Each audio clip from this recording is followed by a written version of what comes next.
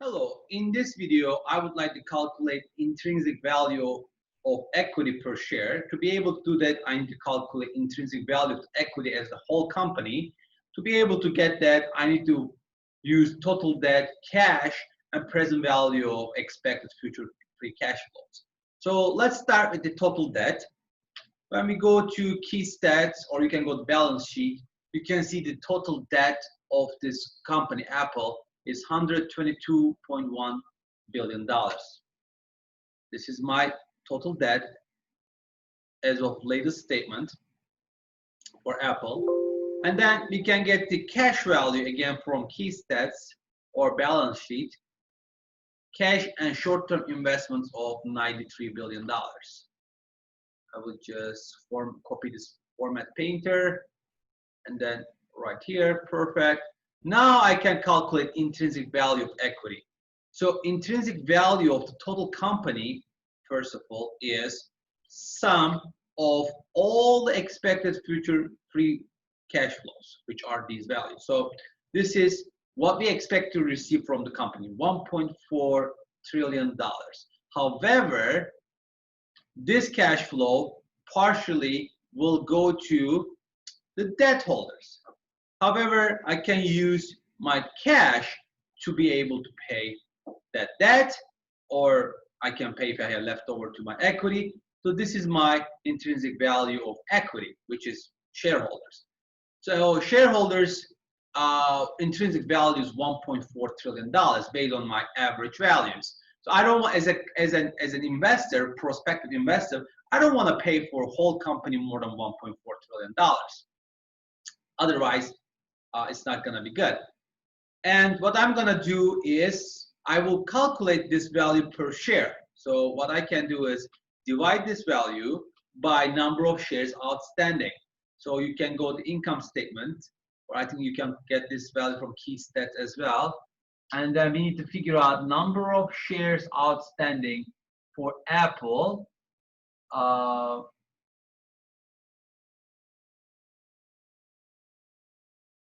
For Apple to be able to, let me just look at the key stats.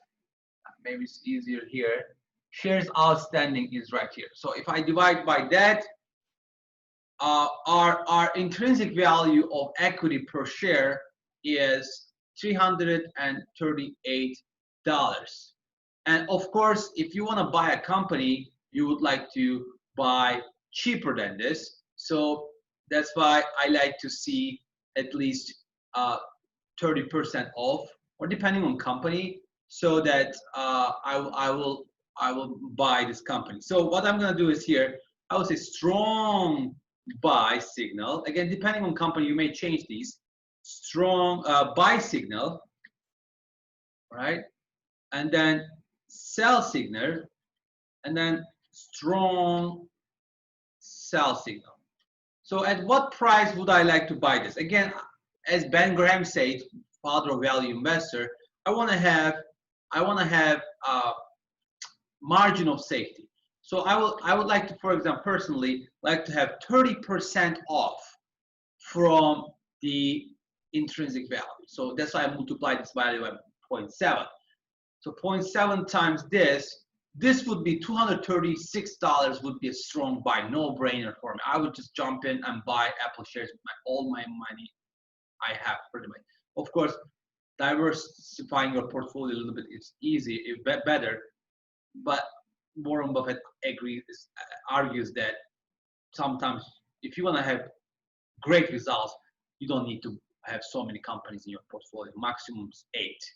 So buy signal, I will assume that I want to have at least 15% off to be able to get my buy signal. Again, these are arbitrary numbers, but I choose this based on my taste and risk tolerance. 15% off, which is gonna be 0.85 times the intrinsic value, which is 287. I would sell this company again at least around 15% more than the value. And I would strongly sell this company if the value is way over 30%. So that means that I think speculation. So for Apple, since it's a really great company, really strong cash flows, really high competitive advantage, I would probably use this number to sell the company if I see more than $439. And I would probably be a little bit lenient, and since the company is extremely good, I would buy it around this level. For some company that's less reliable than Apple, maybe I wouldn't buy anything more than $236. But Apple is a great company, so this is my buy signal. This is my sell signal. All right, so now let's take a look at it quickly, the fun part, to see what is Apple's stock price. AAPL stock price. I'm going to use Google Finance. So let's take a look at here, maximum. You can see that it's hard to see. Let me just use 5 years for now. You can see that now Apple right now, $444.45.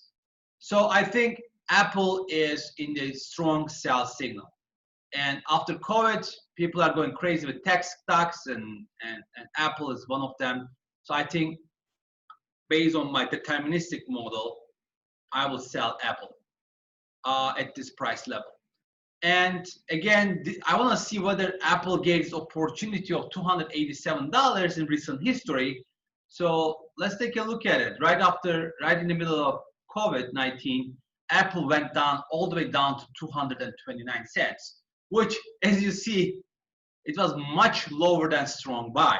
So if I use this formula model in the past, I would buy it at this price and would have sold my shares recently and make so much money, right? Even if I bought at $287, so my return on investment would have been this divided by this minus 1, would have been 52% return could have been achieved just from roughly March till somewhere in August.